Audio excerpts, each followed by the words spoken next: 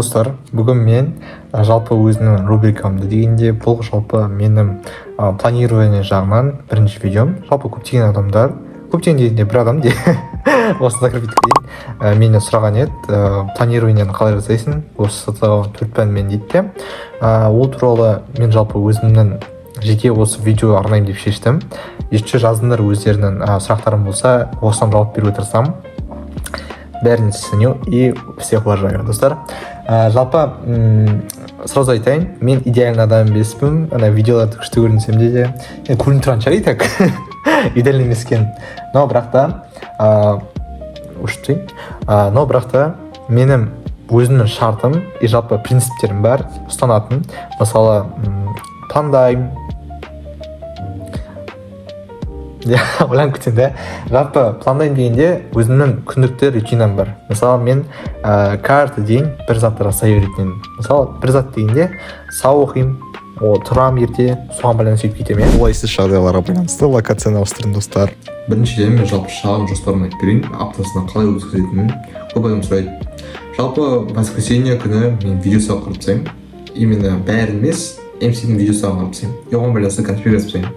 Мен ойымша MC-дің конспект өте важно, хотя не обязательно болсын. Басқа курс оқып жатқан адамдар болсын, или басқа курс болсын, жозоқтан тыйым, сіздерге де пайдалы болады деп ойлаймын. Жалпы, или без курс оқып жатқан адамдарға да возможно пайдалы. MC-дің конспект жазып тастаймын. MC конспект жазып болғаннан кейін, жалпы мен обязательно жұмыс істептер орындаймын. Жұмыс істептер биологиядан немесе химиядан. Без разницы, екеуін біреуін орындаймын обязательно, немесе в идеале екеуін де орындап тастаймын. Бұл күшті, прям бонус аптасына секретіндей стартовый прыжок деймін ба? Қалай болады? Стартовый капитал. Сол үшін, достар. Сол арқылы жалпы мен ағарай аптамнан үлкейтіп, уақыттарын шектетті орнына, наоборот, уақытын кеңейтемін. Сол кеңейткеннен кейін жалпы өзім сол арқылы демалуға тырысамын да. Мысалы, кейбір адамдарға бір күн бойы демалады да. Мен сол адамдар іштеріне кірмеймін. Маған жалпы 1 сағаттың ішінде немесе 6 сағат бойы демалу нормально. Мысалы, серуендеп қайтып, немесе жүгіру болсын, немесе сериалда болсын, маған да без разницы қатты. Жалпы сол арқылы мен пысаларға, немесе қосымша сабақтарға, сіздер болсын, нұсқа талдау болсын, жалпы сол арқылы кіріп, көбірек уақыт сыйлаймын оған өзіме, и жұмыс орындауға да уақытым көбірек болады. И дедлайннан қалмауға тырысамын сол арқылы. И жұмысты примерно қалай орындау керек дейтін сұрақтар бар, жалпы и жұмысты орындағанда курс болсын, без курса болсын, есепші пәндер бойынша, мысалы, сіз MC-деке, MC бәрімізге мәлім. Сол MC-дің жалпы и жұмыстары болады. Мысалы, жалпы біздің курсымызда 20 есеп болады. Сол есепке байланысты бейімделеміз. Сол жұма күні, допустим, дедлайн, да?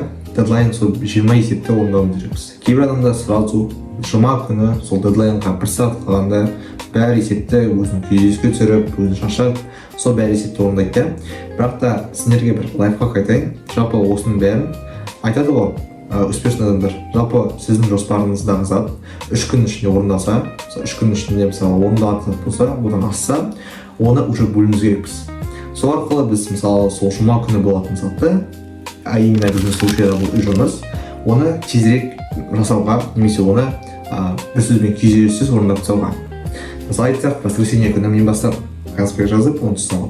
Мен хотя бы сол күні 2 немесе 3 жалпы үй жұмыста есеп шарпысам, күн сайын жалпы 2 немесе 3-тен үй жұмыста есеп орындап тастасам, жалпы мен жұмаға дейін жартысынан көп есеп шарпысайын, примерно 15-14. Сол арқылы мен жалпы үлгеріп қалған көп нәрсеге, қиналмай сосын ағай 5 есеп немесе 6 есепті орындап тастайын. Жалпы ол психология тұрғыда да логично да, күйзеліске түспейміз. Сол арқылы жалпы мысалы 3-ші есеп шығардық, и 4-ші есеп оңай тұр, біз оны шығарып тастаймыз, үлкен уақыт жұмсап жатыр, и біздің миымыз соған бейімделеді. Достар, сол өте прям помогает мне, қатты көмектеседі маған, сол туралы айтайын. И келесі жоспар, достар. Менің жалпы айлық қанша работаға жоспарларым. Осы жоспарда мен, конечно, бәрін толықтай көрсетпеймін, но бірақ та өзім сәл болса да жоспарымды айтамын. Жалпы, мысалы айтсақ, оның ішінде мен нұсқа талдау деймін. Нұсқа талдау бәрімізге беймәлім, біздің бәрімізге керек. Сол нұсқа талдаудың мысалы айына 11 немесе 12 орындаймын. Нұсқа талдауына сол қатысу, биологияда мысалы жетеуіне қатысам, жетеуіне мысалы аптасына бөліп тастаймын солардың іштерінен, немесе бөліп тастамасам да бір аптаның ішінде хотя бы 2 нұсқа оқылды деп айтып жіберемін, иә. Ол не обязательно, что химия немесе биология. Ары қарай мысалы айтсам, оның ішінде қайталау, оны қайталаймын, или же кітап оқимын. Кстати, мен достар, бір күшті, бір қызық кітапты оқи бастадым. Самурай безмечі, қылышы самурай, қазақша. Я өте ұнап жатыр, достар. Жалпы ыбырсыз жолында біз демалуымыз керекпіз. Ол бізге бәрімізге мәлім. Осы кітап арқылы мен жалпы демалуға тырысып барынша өзімнің ментальный состояниемді көтеруге. Поэтому советую кітап оқуға. И так кітап оқып жүрген адамдар басын шығарып жатыр деп жатсаңдар, енді кітапты өзіміз үшін оқуымыз керекпіз. Ол андай ұмыт үшін емес, кейбір заттарды өзіміз үшін оқуымыз керекпіз. Андай емес пе, для себя. Сол арқылы жалпы өзіміздің ментальный здоровьемізді көтереміз. И өзін шаршамай отырсамыз. 5-ші реклама, достар. 5-ші реклама. Кешірім сұраймын.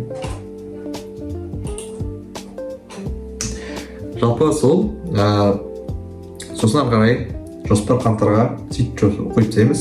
1-ші ай, 2-ші ай, 3-ші ай. Жалпы жоспар негізі мен ойымша көп бола алмайды. Мысалы, 1 жылға жоспар тосып қоя алмаймыз. Немесе 20 жылға сөйтіп жоспар қою қате деп ойлаймын. Өйткені ол жоспар құттай бұрылнап кетеді. Өзгеріп кетеді, немесе ол жоспар, например, 2020.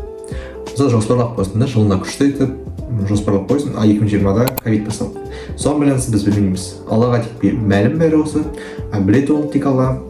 Соған байланысты біз тек қана хотя бы жақын кітаптар қойып тырысамыз, иә.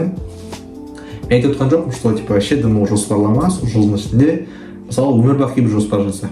Сол жоспарға кетесің. Жоспар дегенде ол прям полный жоспар емес, арманға.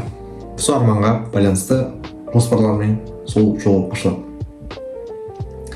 И жалпы сол достар, осы видеоны до конца қараған жандарға рахмет. Мен осы видео арқылы сендерге пайдалы кеңес бердім деп ойладым. Жалпы сол, рахмет достар тыңдағандарына. Барынша көмектесуге тырыстым сендерге. Кейбір жандар білмесе, мен астында осы жерде ссылкада, описанияда ссылка бар менің телеграм каналыма. Сол жерде тіркеліп ұмытпаңдар, өйткені ол жерде мен көп пайдалы заттарды, басқарулау болсын, пайдалы чек-листтарды, биология, химия, органика, тарих болсын, бәрі осы жерде салам. Пайдалы и жалпы өз өмірі туралы қызықты деректер болсын.